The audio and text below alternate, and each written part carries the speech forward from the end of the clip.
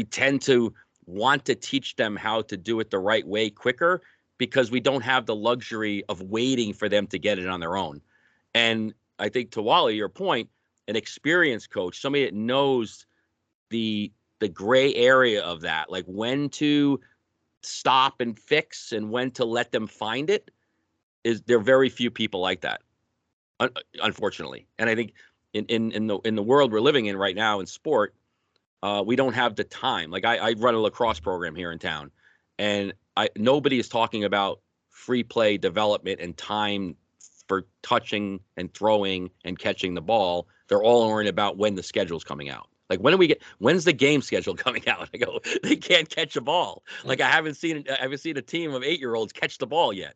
So why don't we try to create an environment that way?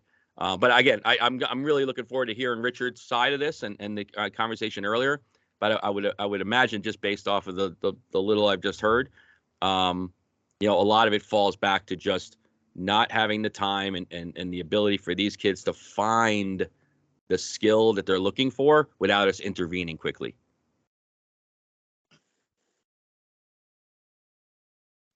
As baby eats, and it's really ugly watching a baby eat. It can turn you off food. The conversations among the experts, like this group and other friends of mine who have been coaching for years, are always riveting. I can't wait. I wish I could see I wish you guys were where I am, so I could actually watch Tom or Rick or any of you guys running your practices and doing whatever you're doing. Because you guys have been doing it, like I've been doing this 50 years. You guys have been doing it a similar length of time. The average lifespan of a minor hockey coach is about 4 years. They take the kids at age 6, coach them till they're about 10. Then they take off, or the kid doesn't want them anymore to coach, or whatever whatever happens. What I was presenting is, what do we do with the coaches who don't have the experience? Like there was a junior coach out this way who's coached junior. He coached junior for 5 years, junior girls. He said to me and to a colleague, he said to me face to face, and remember, I've coached 50 years. I have a very long resume, as all you guys have. He said, what am I going to learn from you? I don't need a mentor. I've coached junior for 5 years.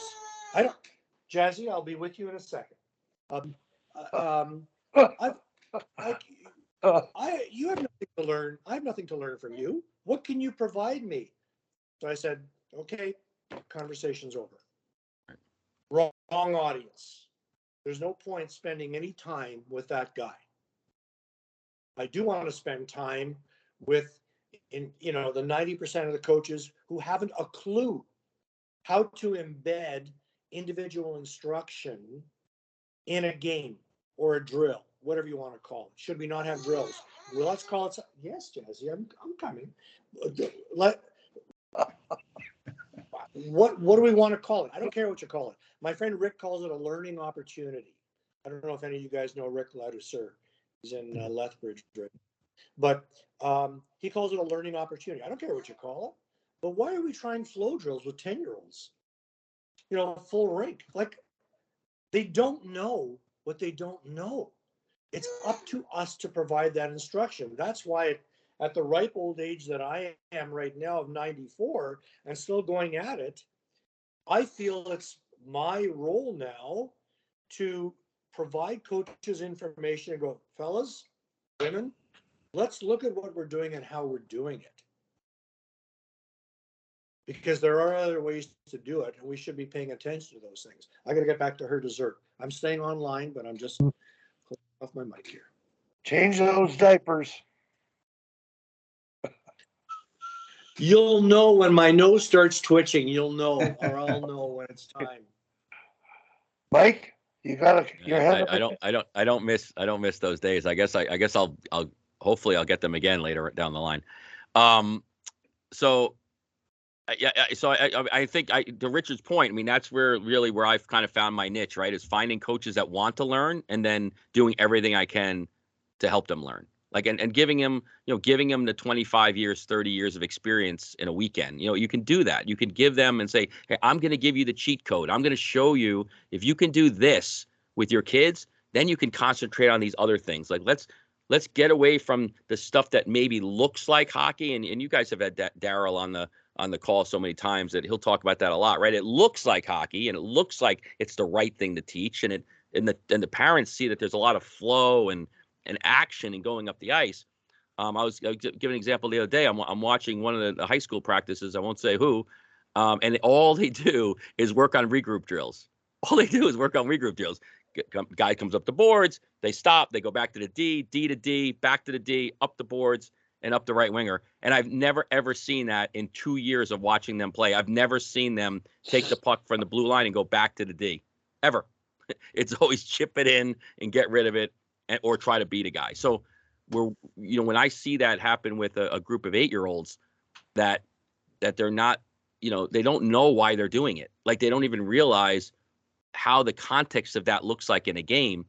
So I always fall to, and then let's put situations in that happen in the game every single day, and I'll help you find these games and drills. And again, I'm not a big drill guy either. Like, I don't like block drills. I don't like kids standing and just doing a figure eight around their gloves, but they do have to have the competency and the muscle memory to move their arms and their body and shift their weight and find a way to find that so you can move on to the next level.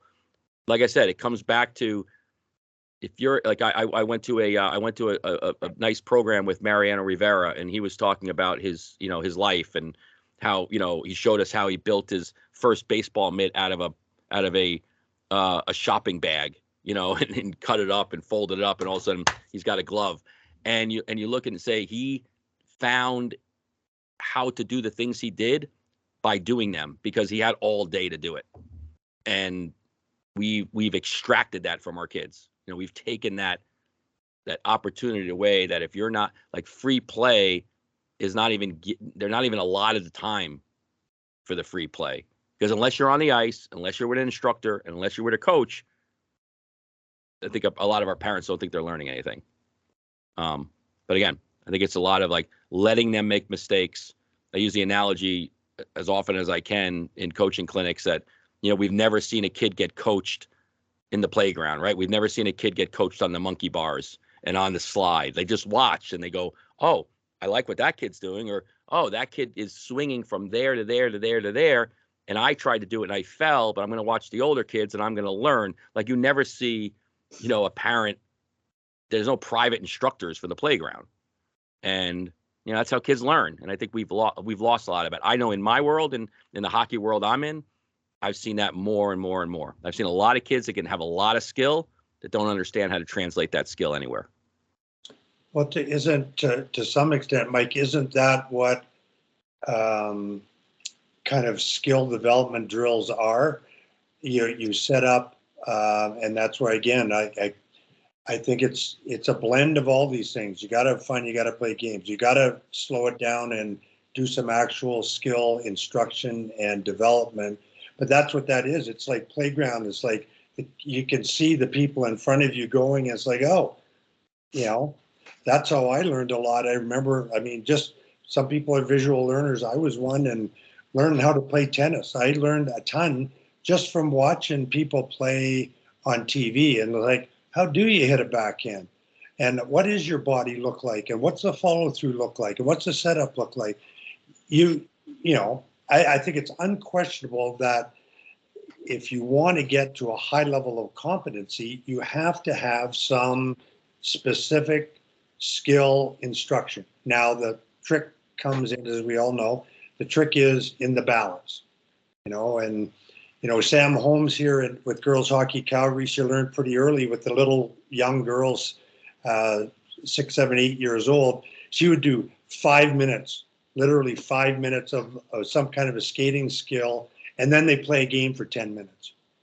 Yeah. And then they do 5 minutes of stopping, and then they play a game. And maybe you create a rule, even at that level, you create a rule where you have to stop and change direction or whatever. but it's the balance between the specific and the random and the fun and everything else. That's the trick of it. And it's, I don't think there's a single formula, but the basic message is make sure you have lots of fun, do a little bit of skill instruction, and then, you know, some randomness will take place. Yeah, and I think if you create the right environment, right, you can allow them to have fun, and then that's why I love about station-based training is I can put kids in groups to have fun and play, but I can extract the one kid without affecting the other 20.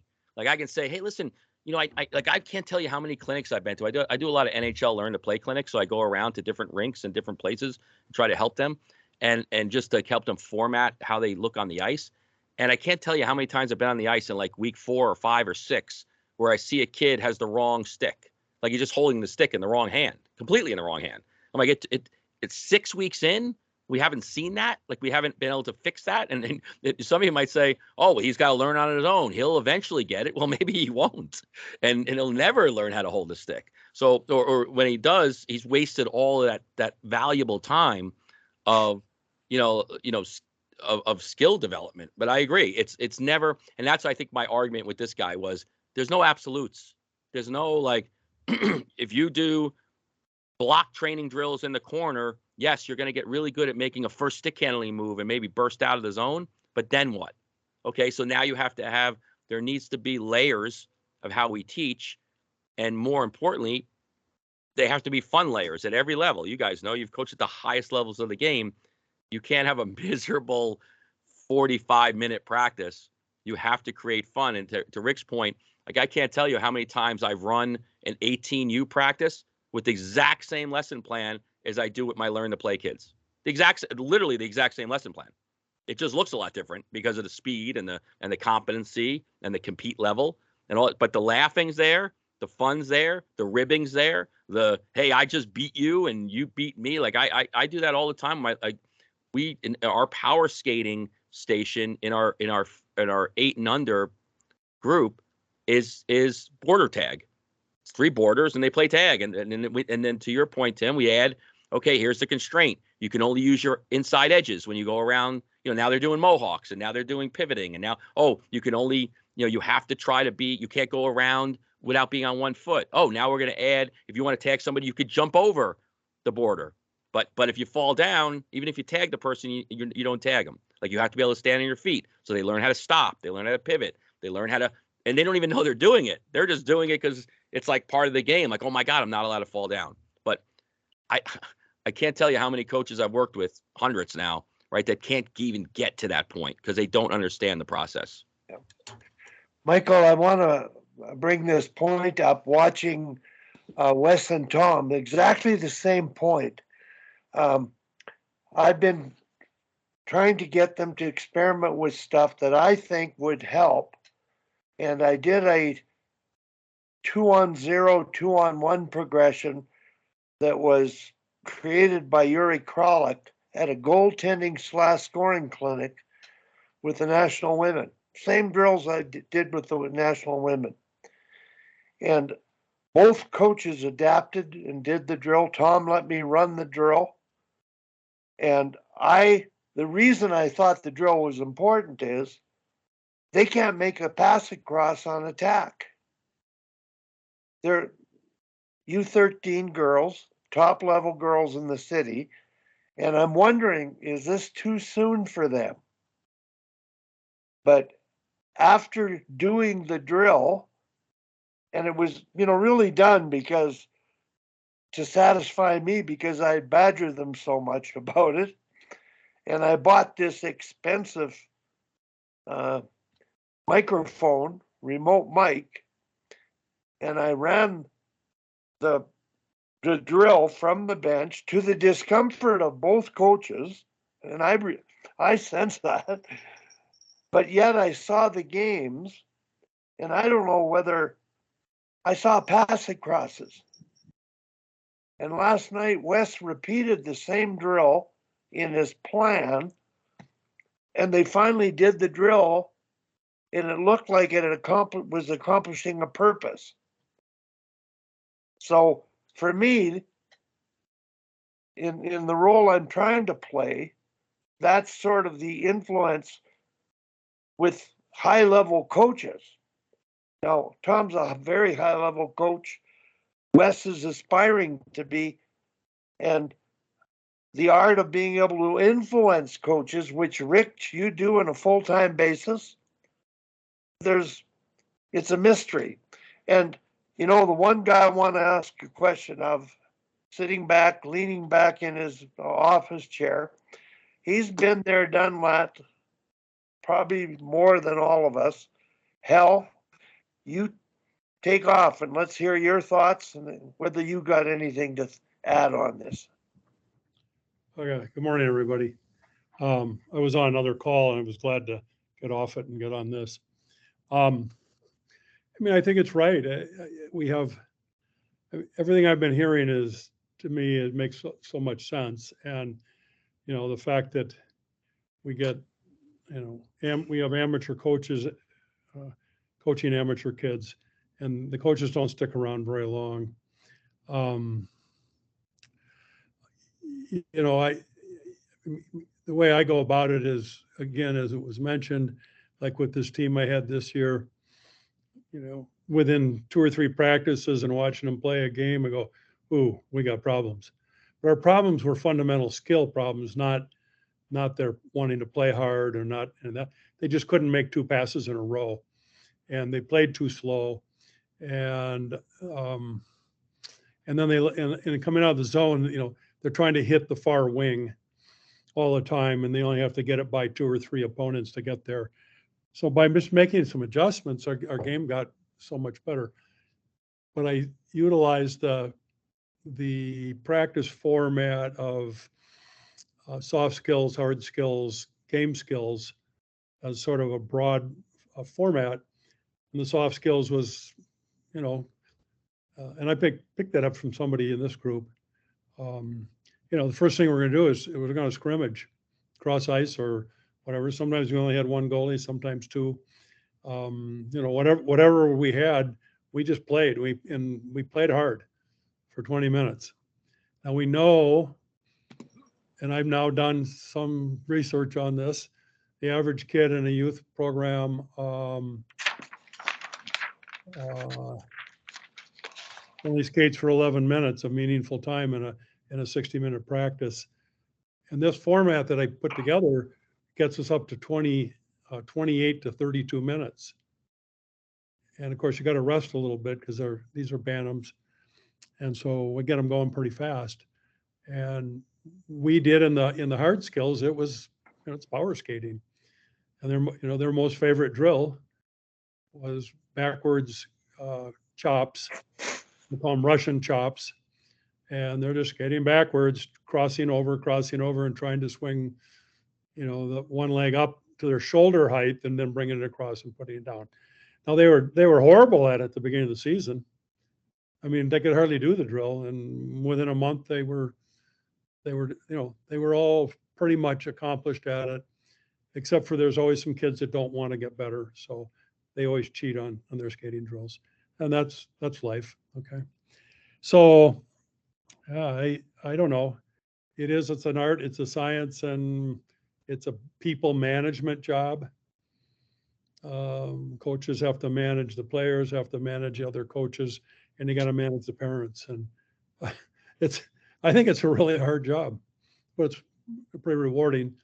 I don't know if I was on the call last week, but this team I had ended up just playing so well the last 2 weeks in our district playoffs. And we got 5 games. It's a double elimination format. And they were I told the kids afterwards, I was really emotional about this in the locker room. It says, you did everything I asked you to do this year. Everything we started to do at the beginning and we worked toward, it was like the symphony out there. You did it. And as a coach, I'm going, this is amazing how much progress that this team made in spite of all the problems that we had. Most of them were off-ice issues. I just felt, extremely lucky to have had the opportunity to work with these kids. And to see the kind of progress that they did make. We weren't expected to get past one game in the district playoffs. And we got to 5.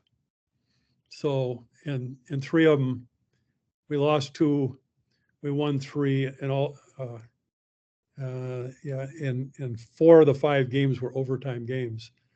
And we had 2-1 overtime with the eventual 2 teams that are now going on to the state tournament. So, it's teaching. It's hard to transfer everything that we know to somebody else, right? I mean, because how does somebody with 50 years worth of coaching, I'm actually now in my 5th decade of it, how do you transfer this information down to somebody who's in his 4th year of coaching or 5th year of coaching and has a kid on the team and thinks that his only job is to make sure his kid gets a lot of ice time? And so, I don't know. Richard, go ahead.